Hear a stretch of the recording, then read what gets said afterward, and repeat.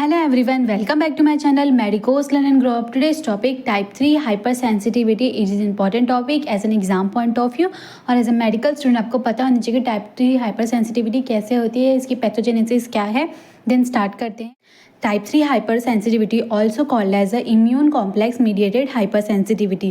तो टाइप 3 को immune complex mediated hypersensitivity भी कहते हैं.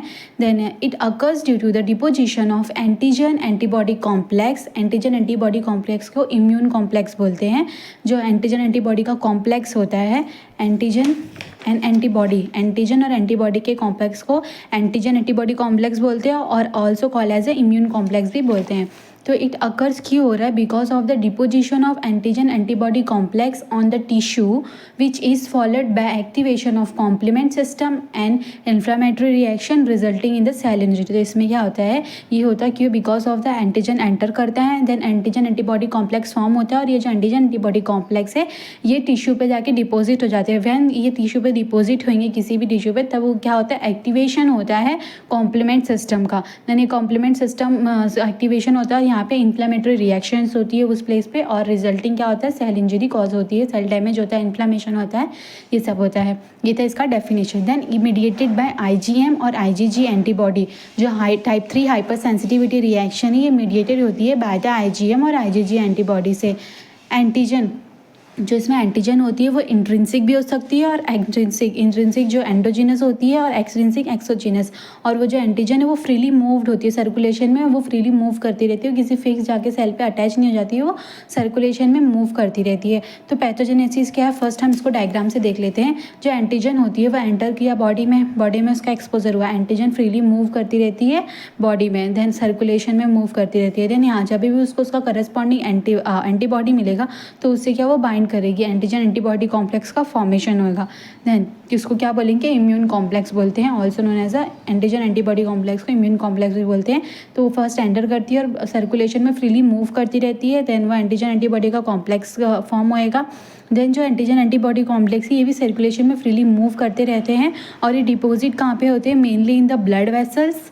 और जहाँ पे सर्कुलेशन वाली रहती है चीज़ें वहाँ ब्लड वेसल्स में और किडनी में, बिटवीन द जॉइंट्स की कैविटी में, वहाँ पे वो जाके क्या होते हैं, डिपॉजिट हो जाते हैं.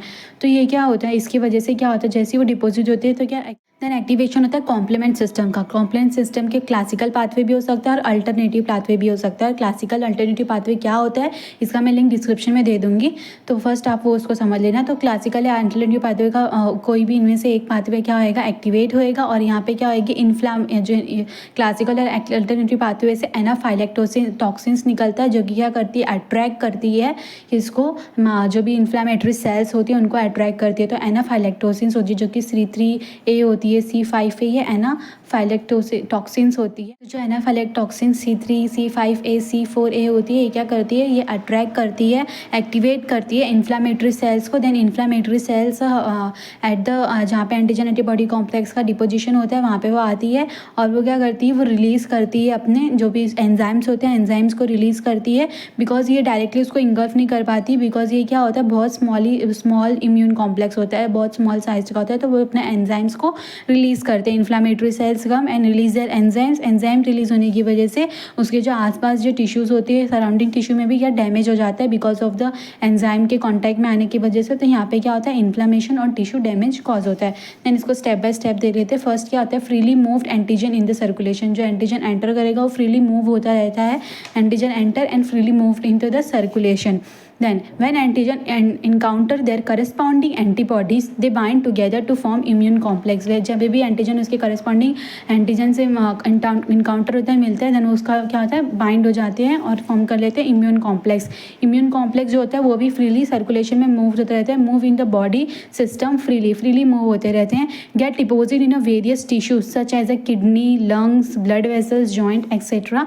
यहाँ पे जाके वो डिपोजिट होते हैं. दे गेट डिपोजिट, देन क्या होता है, एक्टिवेशन होता है कॉम्प्लीमेंट सिस्टम का. कॉम्प्लीमेंट सिस्टम एक्टिवेट होता है. देन जैसे डिपोजिट हुआ तो यहाँ पे क्या हुआ, कॉम्प्लीमेंट सिस्टम का एक्टिवेशन हुआ. कॉम्प्लीमेंट सिस्टम एक्टिवेट हुआ तो ये क्या करता है, complement system and complement system में एनाफाइलेक्टोसिन्स होते हैं जो कि C3A, C4A, C5A. ये क्या करते हैं, ये अट्रैक्ट करते हैं इन्फ्लामेटरी सेल्स को, recruitment of inflammatory cells. Then inflammatory cells come and release their enzymes क्यों? बिकॉज ऑफ द वो डायरेक्टली उसको इनगल्फ या मैक्रोफेज जैसे हो गया न्यूट्रोफेज से डायरेक्टली उसको इनगल्फ नहीं करे, बिकॉज ऑफ द उसका जो इम्यून कॉम्प्लेक्स होता है वो स्मॉल साइज का होता है, तो इसकी वजह से वो अपना एंजाइम यहाँ पे रिलीज़ करते हैं। देन दैट्स इट सिंपली कि जो भी इन्फ्लामेटरी सेल्स होते हैं वो आते हैं और वो अपना एंजाइम को रिलीज़ करते हैं, और यहाँ पे क्या होता है, इन्फ्लामेशन होता है एंड टिश्यू डैमेज कॉज होता है। देन एग्जाम्पल क्या क्या हो सकते हैं, इम्यून कॉम्प्लेक्स ग्लोमेरुलोनेफ्राइटिस, जिसमें क्या होता है, इम्यून कॉम्प्लेक्स ग्लोमेरुलोनेफ्राइटिस में एंटीजन इम्यून कॉम्प्लेक्स जो होते हैं डिपॉजिट होती है ग्लोमेरुलस में, और उसके वहाँ पे क्या हो जाता है, inflammation and tissue damage cause होता है। सिस्टमेटिक ल्यूपस इरिथेमेटस में रिमेटॉइड आर्थराइटिस जॉइंट की कैविटी में जाके इम्यून कॉम्प्लेक्स का डिपोजिशन होता है, कॉम्प्लीमेंट सिस्टम एक्टिवेट होता है, inflammatory sales and inflammation and tissue damage cause होता है। ड्रग इंड्यूस वेस्कुलाइटिस, जैसे ये इस डायग्राम में हमने देखा, ये होता है drug induce vasculitis. That's it, ये था टाइप 3 हाइपर सेंसिटिविटी।